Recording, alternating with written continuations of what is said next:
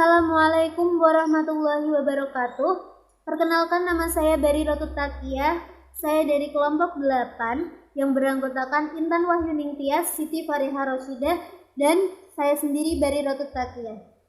Sini saya akan memulai presentasi SPI yang bertemakan peradaban Islam di Spanyol. Langsung ke materi. Yang pertama adalah proses masuknya Islam di Spanyol. Islam pertama kali masuk ke Spanyol pada tahun 711 Masehi melalui jalur Afrika Utara. Spanyol sebelum kedatangan Islam dikenal dengan nama Liberia atau Asbania yang kemudian disebut dengan Andalusia. Yang kedua, masuknya Islam di Spanyol. Spanyol pertama kali ditaklukkan oleh Bani Umayyah pada zaman Khalifah Bani Umayyah dan Khalifah Al-Walid. 3 pahlawan Islam yang paling berjasa yaitu 1. Thariq bin Malik sebagai perintis dan penyidik, Thariq bin Ziyad sebagai penakluk, Musa bin Nusayr sebagai mobilitas pasukan. Periode kekuasaan Islam di Spanyol. Periode pertama dimulai dari tahun 711 Masehi sampai 755 Masehi. Pada periode ini berada di bawah pemerintahan para wali yang diangkat oleh Bani Umayyah yang berpusat di Damaskus.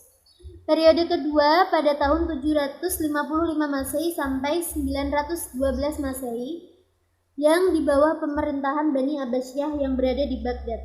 Periode ketiga pada tahun 912 sampai 1013 Masehi, Spanyol diperintah oleh penguasa dengan khalifah. Periode keempat pada tahun 1013 sampai 1086 Masehi, Spanyol terpecah menjadi lebih dari 30 negara kecil di bawah pemerintahan raja-raja. Periode kelima yaitu pada tahun 1086 sampai 1248 Masehi. Pada periode ini Islam di Spanyol terdapat satu kekuatan yang dominan, yakni kekuasaan dinasti Marurabitun pada tahun 1086 sampai 1143 Masehi dan dinasti Muwahhibin. Periode yang terakhir yaitu periode ke-6 pada tahun 1248 Masehi sampai 1492 Masehi. Pada periode ini hanya berkuasa di Granada di bawah dinasti Ahmar atau dinasti Nasriyah pada tahun 1232 sampai 1492 Masehi. Selanjutnya, faktor-faktor yang mendukung keberhasilan Islam masuk ke Spanyol. Yang pertama adalah faktor eksternal. Kondisi sosial, politik, dan ekonomi dalam keadaan tidak stabil. Secara politik, Spanyol terkoyak-koyak dan terbagi menjadi beberapa negara kecil. Keadaan sosial begitu menyedihkan. Bangsa dibagi-bagi atas sistem kelas. Ekonomi tak stabil dan lumpuh. Selanjutnya adalah faktor internal. 1. Para pejuang, prajurit, dan pemimpin Islam adalah tokoh-tokoh yang kuat. Para tentaranya kompak, bersatu, percaya diri, dan pemberani. 2. Tentara Islam menunjukkan ajaran Islam, diantaranya adalah toleransi, persaudaraan, dan tolong-menolong. Kemajuan peradaban Islam di Spanyol ada 2.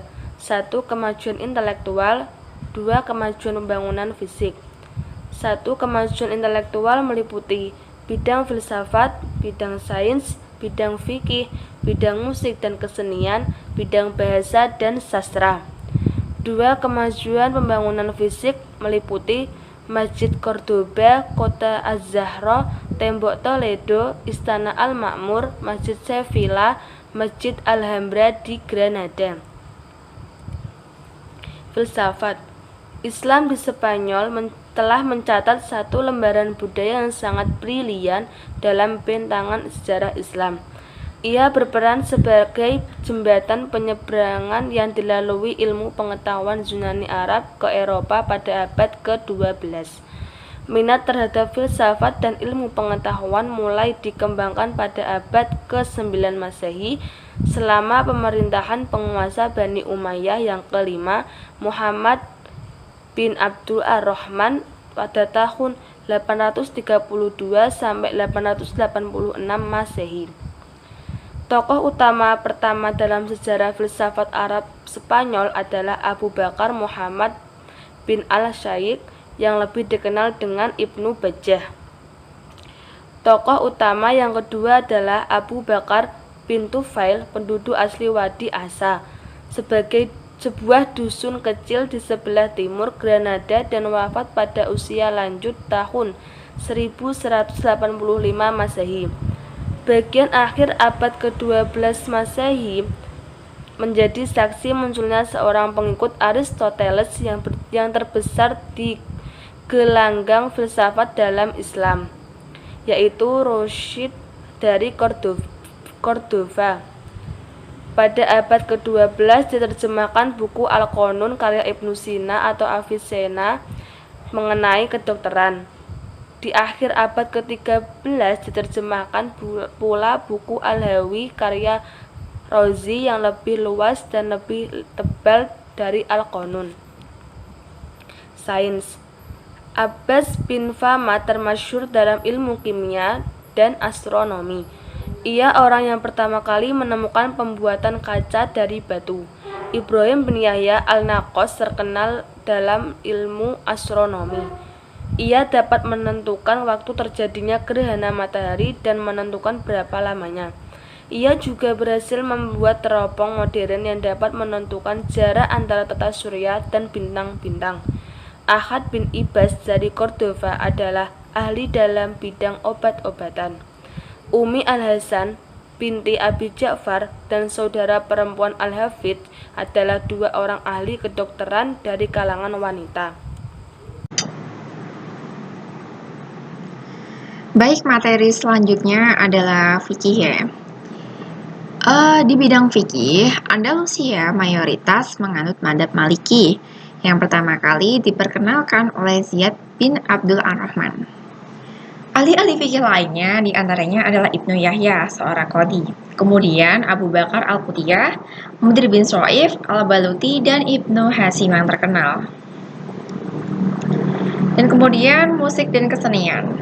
Di bidang ini dikenal seorang tokoh bernama Hasan bin Nafi yang berjuluk Zariyah. Dia juga terkenal sebagai penggubah lagu dan sering mengajarkan ilmunya kepada siapa saja sehingga kemasyhurannya makin meluas. Dan selanjutnya bahasa dan sastra.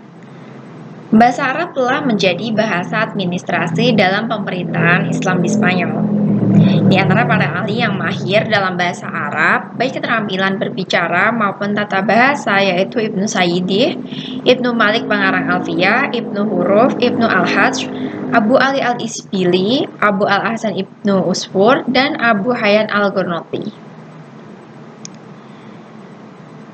Adapun faktor-faktor pendukung kemajuan Spanyol Islam. Kemajuannya sangat ditentukan oleh adanya penguasa-penguasa yang kuat dan berwibawa, yang mampu mempersatukan kekuatan-kekuatan umat Islam seperti Abdul Ar-Rahman Al-Dakhil, Abdul Ar-Rahman Al-Wasid, dan Abdul Ar-Rahman Al-Nasir. Keberhasilan politik pemimpin-pemimpin tersebut ditunjang oleh kebijaksanaan penguasa-penguasa lainnya yang mempelopori kegiatan-kegiatan ilmiah dan adanya toleransi yang ditegakkan oleh penguasa terhadap penganut agama Kristen dan Yahudi. Kemudian terdapat kemunduran Islam di Spanyol. Kemunduran ini diawali dengan pemerintahan dipegang oleh Ibu Hisham II dan Sekretaris Negara Ibnu Abi Al-Amir. Namun Ibnu Abi Amir mengambil semua kekuasaan hingga mencapai keberhasilan. Namun tidak baiknya anak cucu penggantinya itu tidak mampu mempertahankan keberhasilannya sehingga terdapat kemunduran pemerintahan pada saat itu. Adapun faktor-faktor kemunduran dan kehancuran terdapat 5 poin, yaitu tidak jelasnya sistem peralihan kekuasaan, keterpencilan, konflik Islam dan Kristen, tidak adanya ideologi pemersatu, dan kesulitan ekonomi.